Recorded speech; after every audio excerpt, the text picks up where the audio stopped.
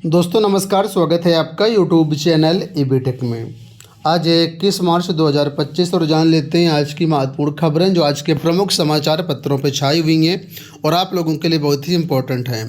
सबसे पहले यहाँ पर देखिए RO-ARO 2023 का प्री बदले पैटर्न पर होगा।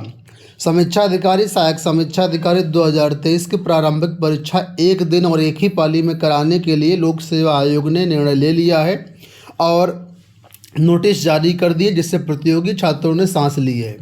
आयोग ने 11 फरवरी 2024 को प्रारंभिक परीक्षा का पेपर लीक होने के बाद 30 सितंबर को प्रारंभिक परीक्षा के पैटर्न में बदलाव कर दिया था। 11 नवंबर 2024 से आंदोलन शुरू हुआ तो अब तक छात्र असमंजस की स्थिति में थे। बुधवार को RO-ARO प्रारंभिक परीक्षा 27 जुलाई को एक ही दिन और एक ही पाली में कराए जाने के फैसले के बाद अब छात्र फिर से तैयारी में जुट गए हैं। पाठ्यक्रम में कोई बदलाव नहीं किया गया है, तो पैटर्न जरूर बदल गया है लेकिन पाठ्यक्रम सेम टू सेम है। आप लोग जानते होंगे कि पहले जो RO-ARO की परीक्षा होती थी उसमें 2 पाली में परीक्षा होती थी, सामान्य अध्ययन की परीक्षा अलग और हिंदी वगैरह की परीक्षा अलग। लेकिन अब एक ही पाली में परीक्षा कराए जाने को लेकर के लोक सेवा आयोग ने दोनों सत्रों की परीक्षा जो एक ही सत्र में आयोजित कर दी है। इस तरीके से पैटर्न बनाया है। आपने देखा होगा पिछले साल जुलाई में इसका पैटर्न जारी किया गया था, तो एक ही पाली में दोनों पेपर आपके होंगे, सामान्य अध्ययन का और हिंदी का।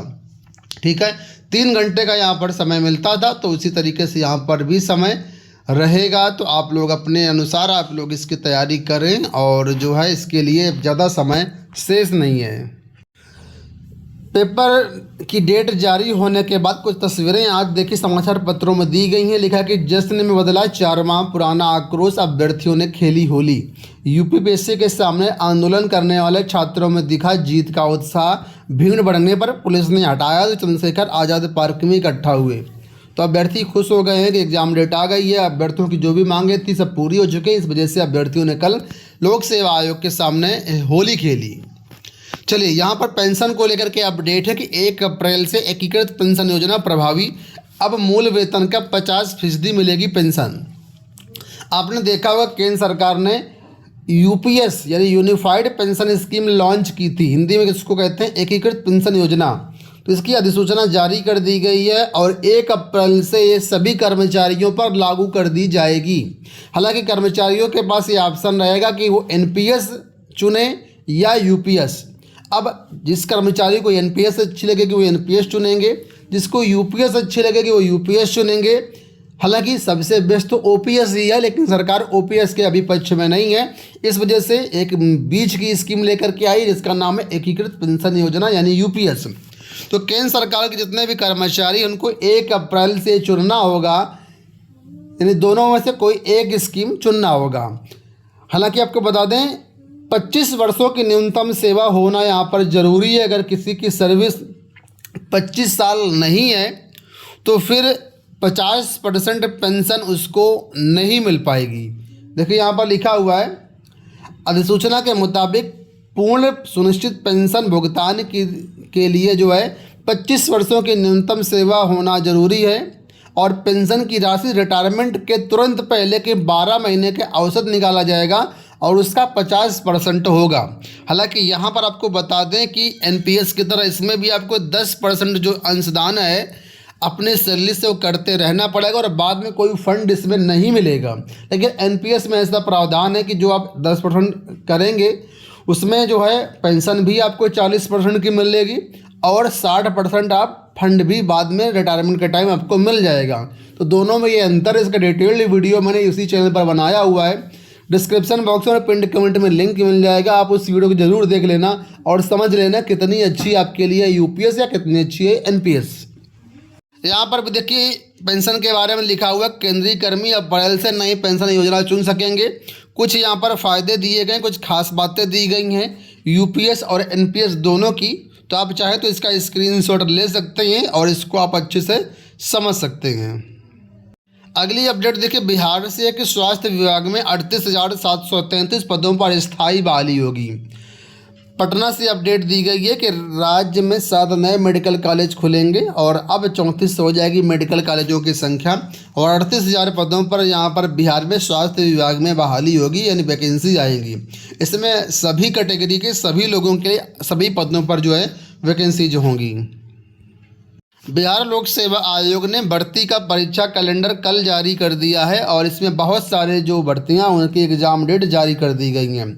तो कुछ हेडलाइंस दी गई हैं कि भर्ती का कैलेंडर जारी, 17वीं मुख्य परीक्षा 25 अप्रैल से। बीपीएससी ने 2025 की परीक्षाओं का भर्ती परीक्षा कैलेंडर जारी कर दिया है। कैलेंडर में विभिन्न परीक्षाओं की संभावित तिथियों की जानकारी दी गई। बीपीएससी की 17वीं जो मुख्य परीक्षा है वो 25 से लेकर के 30 अप्रैल के बीच कराई जाएगी। साक्षात्कार की डेट बाद में जारी की जाएगी। इसी तरीके से कैलेंडर में civil assistant engineer, assistant professor, principal, vice principal, lower division clerk और अन्य कई सारी भर्तियों की जो डेट है वो जारी की गई है। आप लोग ज़्यादा जानकारी के लिए कैलेंडर को देख सकते हैं। अगली देखिए जो अपडेट है वो यहाँ पर परिषदीय विद्यालयों से कि शिक्षकों के परस्पर तबादले के लिए 22 मार्च तक डाटा करें अपडेट। परिषदीय विद्यालयों में म्यूचुअल ट्रांसफ़र होने इसके लिए जो है 22 मार्च तक का अवसर दिया गया कि अपना डाटा जो है अपडेट कर ले। 1 अप्रैल से जो प्रक्रिया है शुरू होनी है। महानिदेशक स्कूल शिक्षा कंचन वर्मा ने सभी बीएसए को निर्देश दिया कि मानव संपदा पोर्टल पर शिक्षकों के विवरण, काडर, पदनाम, विषय, जन्मतिथि, मोबाइल नंबर, नियुक्ति तिथि आदि विवरणों को संशोधित करने की प्रक्रिया 22 मार्च तक पूरी कर लें। यूपीएससी की तरफ से यहाँ पर अपडेट है कि अनुदेशक भर्ती के इंटरव्यू 8/9 को। प्रदेश में प्रशिक्षण एवं सेवायोजन विभाग के तहत अनुदेशक ड्रेस मेकिंग के 24 पदों पर चल रही भर्ती में 144 अभ्यर्थी इंटरव्यू के लिए शॉर्टलिस्ट किए गए। इनका इंटरव्यू 8 व 9 अप्रैल को होगा। यूपीएससी ने बृहस्पतिवार को शॉर्टलिस्ट अभ्यर्थियों की सूची अपनी वेबसाइट पर जारी कर दी है। आयोग के सचिव अवनीश सक्सेना ने बताया कि साक्षात्कार आयोग के लखनऊ स्थित कार्यालय में होगा।